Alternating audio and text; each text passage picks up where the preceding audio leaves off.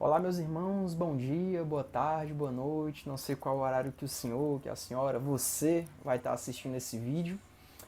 Me chamo Ariel e é com grande prazer que nós daremos continuidade aqui no canal da nossa Casa Espírita Lar dos Humildes à leitura do Evangelho, tá bom? Senhor, a senhora que quiser acompanhar, que queira acompanhar o nosso Evangelho, tá bom? Nós hoje vamos ler o capítulo 5. Bem-aventurados os aflitos. Trataremos do item 21. Perda de pessoas amadas com foco nas mortes prematuras. Tá bom? Vamos dar aqui 3 segundinhos para o senhor dar uma pausa nesse vídeo e pegar o seu evangelho para nos acompanhar. 2, 3. Ok? Vamos nós. O item 21, ele fala o seguinte para a gente.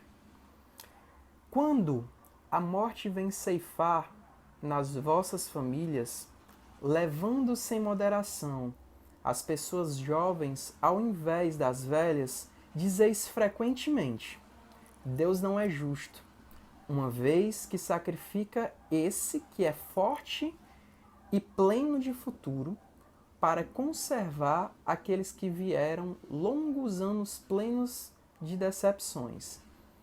Repetindo, Deus não é justo, uma vez que sacrifica esse que é forte e pleno de futuro, para conservar aqueles que viveram longos anos plenos de decepções, uma vez que leva aqueles que são úteis e deixa aqueles que não servem mais para nada, uma vez que parte o coração de uma mãe, privando-a da inocente criatura que fazia toda a sua alegria. Bem, meus irmãos, aqui nesse primeiro parágrafo, né, é importante nós darmos uma pausa para irmos comentando ponto a ponto, para que não possamos perder o fio da meada, como nós dizemos aqui no Ceará, né? Ele vem trazer um ponto importante que eu fiz questão de ler novamente, que ele diz o seguinte aqui no nosso primeiro parágrafo, né, o nosso primeiro ponto. Deus não é justo, uma vez que sacrifica esse que é forte e pleno de futuro, para conservar aqueles que viveram longos anos plenos de decepções. O que a gente precisa lembrar é de uma coisa muito importante, é que Deus, ele é amor, mas ele também é justiça. Outra coisa que nós precisamos lembrar é que toda ação tem uma reação. Basicamente, quando nós nos deparamos com crianças, com adolescentes, jovens, nós observamos um ser, um indivíduo que, aos nossos olhos, são crianças, são jovens, são pessoas indefesas, né? Mas a gente precisa lembrar que são espíritos milenares, são espíritos que já estão no nosso convívio, né? No contexto de uma sociedade há muito tempo. Então, partindo desse princípio e partindo do princípio em que a nossa doutrina espírita ela nos esclarece que nós temos essa oportunidade de voltarmos ao plano terrestre, temos a oportunidade de vivenciarmos novas situações, nós temos que cumprir com aquilo, com os nossos débitos anteriores, com aquilo que nós fizemos em um passado. Então, assim, pelo fato, como disse no início de minha fala, que Deus ele é amor, mas ele também é justiça, nós precisamos acertar, né, nós, sociedade, como um todo, os nossos débitos, aqueles que têm, né, vamos dizer assim. Então, partindo do princípio em que toda ação tem uma reação, então tudo aquilo que nós fizemos de mal, de ruim para o nosso próximo, para o nosso irmão, em épocas passadas e até mesmo dentro dessa nossa trajetória encarnatória atual, nós precisamos resgatar assim que nós abordamos, né? Mas vamos dar continuidade aqui à leitura do Evangelho. O segundo parágrafo ele diz o seguinte: Humanos, é nisto que tendes necessidade de vos elevar acima do terra a terra da vida, para compreenderdes que o bem frequentemente está onde crerdes ver o mal. A sábia previdência aí onde credes ver a cega fatalidade do destino. Por que medir a justiça divina pelo valor da vossa? Podeis pensar que o Senhor dos mundos queira, por um simples capricho, vos infligir penas cruéis? Nada se faz sem um objetivo inteligente, e qualquer que seja ao que se chegue, cada coisa tem sua razão de ser. Se perscrutasseis melhor todas as dores que vos atingem, nelas encontraríeis sempre a razão divina, razão regeneradora, e vossos miseráveis interesses seriam uma consideração secundária que relegaríeis ao último plano. Uma das coisas que eu pude identificar, nós podemos identificar que vale a pena nós comentarmos, né? Afinal, o Evangelho é um mundo e cada pessoa tem uma percepção diferente da leitura, embora seja uma mesma mensagem, mas às vezes nós temos percepções diferentes de um mesmo ponto. E eu queria chamar a vossa atenção para o seguinte ponto aqui no segundo parágrafo, onde o Evangelho nos diz o seguinte: por que medir a justiça divina pelo valor da vossa? Esse primeiro questionamento, quando nós tratamos das mortes prematuras de jovens, de bebês, de crianças, de adolescentes, vem nos trazer um questionamento muito profundo. Por que medir a justiça divina pelo valor da nossa? Aí eu jogo uma outra pergunta para você. Será que é pelo nosso apego? Será que é pelo nosso sentimento de posse? Muitas vezes nós nos apegamos muito às pessoas, né? Agora falando dentro de um contexto na nossa encarnação, nós somos tão apegados aos indivíduos, somos tão apegados aos espíritos que nós não tratamos como se fosse um irmão, nós não tratamos como se fosse um companheiro, nós tratamos como se fosse, algumas vezes, entre aspas, né, como se fossem objetos. Por exemplo, é o meu pai, é a minha mãe, é o meu filho, é a minha criança. Então, esse prefixo, né, isso que vem antes dessa palavra do pai, da mãe, do filho, enfim, já traz dentro dessa fala esse sentimento de posse. Nós precisamos lembrar de uma coisa: os nossos filhos, os nossos pais, as nossas mães são apenas empréstimos. Nosso Divino Mestre nos dá essa oportunidade de convivência, nos dá essa oportunidade de aprimoramento. Mas o que é que isso tem a ver necessariamente com o nosso tema que nós estamos abordando hoje, dentro desse contexto de mortes prematuras? Quando nós nos vemos sem os nossos filhos, né, os nossos entes queridos, que são levados fatalmente por um acidente ou até mesmo por uma morte natural ou aparentemente, aspas, sem explicação, muitos pais entram em desespero verdadeiramente, porque você perde alguém, você perde parte de si, né, dentro desse contexto social. E imagino que realmente seja uma dor muito grande, uma dor que afete a rotina, que afete a vida do indivíduo.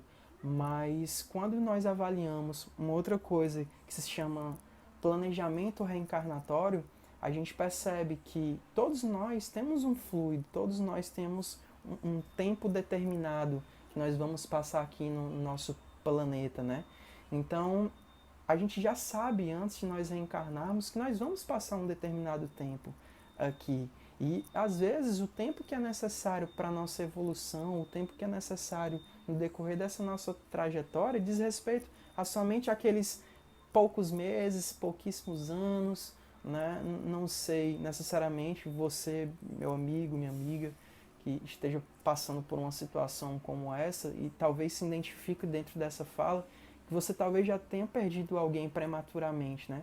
Mas é importante nós lembrarmos disso, que nada acontece por acaso, né?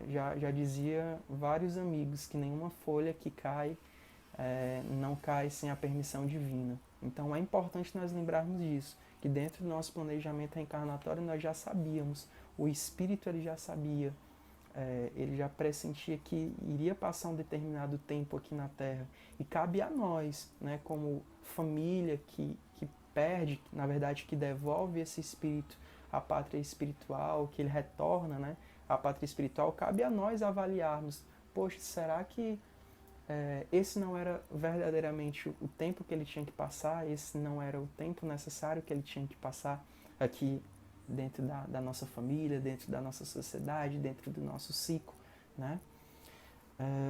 Vamos dar continuidade aqui à leitura.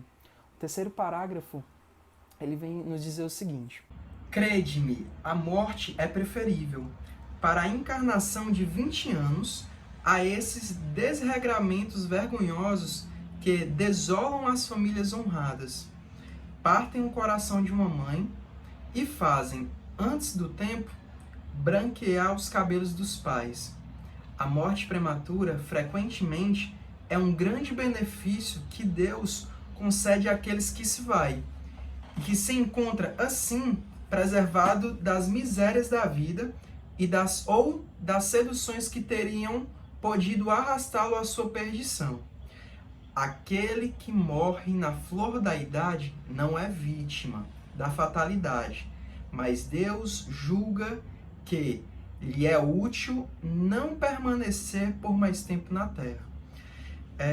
O terceiro parágrafo, né, ele vem nos trazer informações muito preciosas e que valem a nossa reflexão. Ele diz o seguinte: a morte prematura frequentemente é um grande benefício que Deus concede àquele que se vai.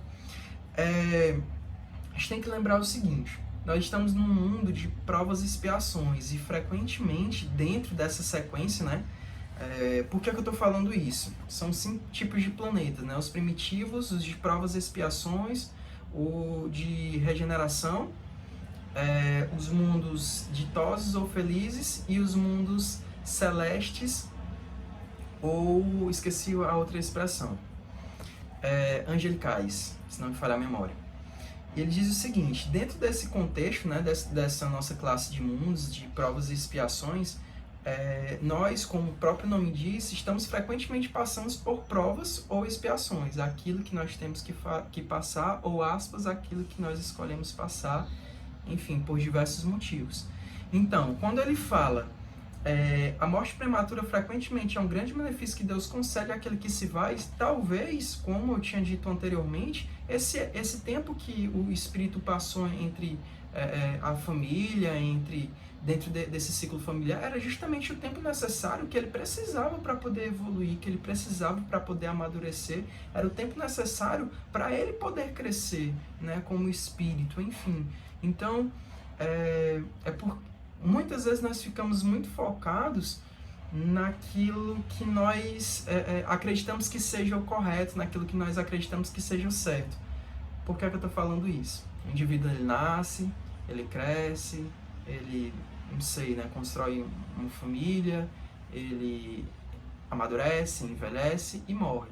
Então, quando esse ciclo não é alcançado, quando esse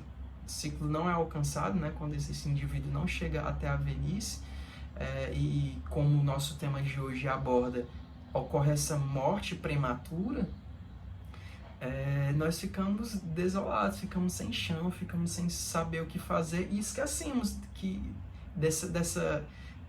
do mundo que nós estamos, né? Dessa classe de mundo que nós estamos inseridos. Então é importante a gente lembrar disso. E um outro ponto muito importante que o parágrafo vem nos trazer é o seguinte: aquele que morre na flor da idade não é vítima da fatalidade, mas Deus julga que lhe é útil não permanecer por mais tempo na terra.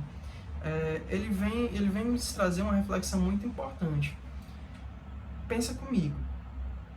Vou jogar uma situação hipotética para que nós possamos alinharmos nossa linha de raciocínio, né? O jovem, a criança, o adolescente que morreu prematuramente,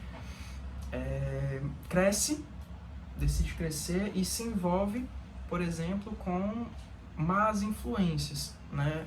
Acaba se inserindo com pessoas que talvez pudessem lhe arrastar, aspas, por um mau caminho, né? Ou poderia tomar caminhos dentro dessa sua trajetória encarnatória que talvez prejudicasse a sua encarnação, prejudicasse o seu espírito, né? Será que não seria mais preferível para o espírito justamente desencarnar nesse período que ele desencarnou do que correr o risco de acabar se envolvendo nesses caminhos que poderiam prejudicar a sua encarnação, prejudicar o seu espírito, prejudicar o seu futuro, né? Quando a gente avalia, quando a gente analisa por esse ponto, as coisas, talvez o instalar em nossa mente seja justamente esse, né? Essa percepção dos caminhos que ele poderia percorrer que talvez não fossem tão agradáveis comparado ao que acabou o acometendo, né? Vamos dar continuidade aqui à leitura. O nosso quarto parágrafo vem nos dizer o seguinte: é uma horrível infelicidade, dizeis, que uma vida tão plena de esperanças seja tão cedo cortada. De quais esperanças quereis falar? Das da terra? Onde aquele que dela se vai teria podido brilhar, construir seu caminho e sua fortuna? Sempre essa visão estreita que não pode se elevar acima da matéria. Sabeis qual seria a sorte dessa vida tão plena de esperanças, segundo vós? Quem vos diz que ela não poderia ser cheia de amarguras, como nós havíamos comentado no parágrafo passado? Contais, pois, por nada as esperanças da vida futura, já que preferis as da terra efêmera que arrastais sobre a terra.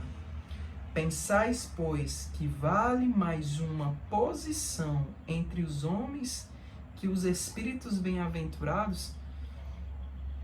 Esse é um questionamento que o nosso quarto parágrafo aqui da leitura de hoje vem nos trazer, né? É um ponto que nós já havíamos comentado no parágrafo passado. Quem vos diz que ela não poderia ser cheia de amarguras, né? É aquele exemplo que eu dei no parágrafo passado.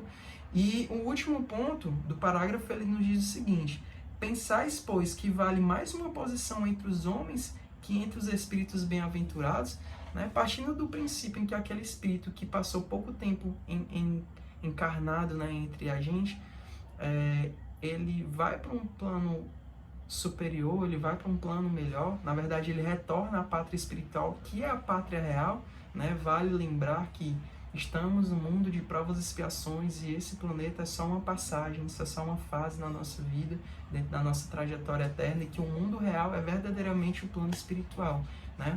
Analisando desse ponto, é preferível sim que ele retorne para o plano espiritual, que ele tenha essa oportunidade de evolução, de aprimoramento, aspas, do lado de lá, do que correr esse risco, né, de acabar se perdendo no meio do caminho, se perdendo no meio dessa trajetória. Eu sei que dói, eu sei que é difícil para você, minha irmã, meu irmão que esteja passando por uma situação difícil como essa, perceber talvez nesses primeiros momentos pontos como esse, mas olhando por essa outra ótica, né, é importante nós percebermos, avaliarmos esses pontos. Dando continuidade aqui à leitura do Evangelho, vamos para o penúltimo parágrafo, parágrafo 5. Ele diz o seguinte: regozijai-vos ao invés de vos lamentar, quando apraz a Deus retirar um de seus filhos deste vale de misérias. Não há egoísmo em desejar que ele aí permanecesse para sofrer convosco?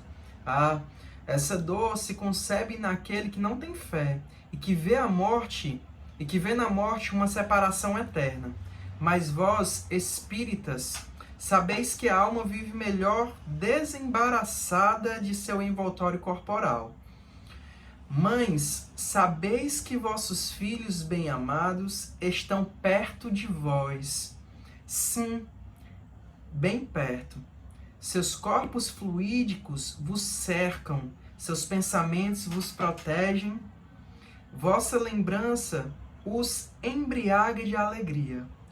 Mas também vossas dores desarrazoadas os afligem,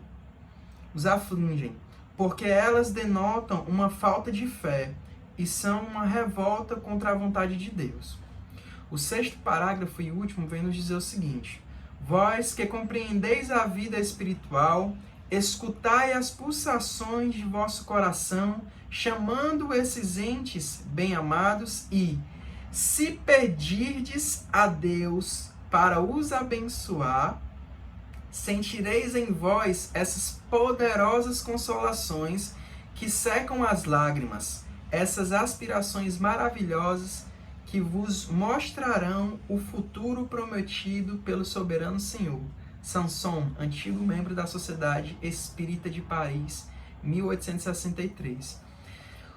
Bem, meus irmãos, os 2 últimos parágrafos aqui do nosso texto de hoje, que, recapitulando, trata das mortes prematuras, o item 21 do capítulo 5, que trata dos bem-aventurados os aflitos, né? Ele vem nos trazer o seguinte, que o espírito, né, as energias dos espíritos, como traz aqui o parágrafo, para ser fiel, né, à leitura.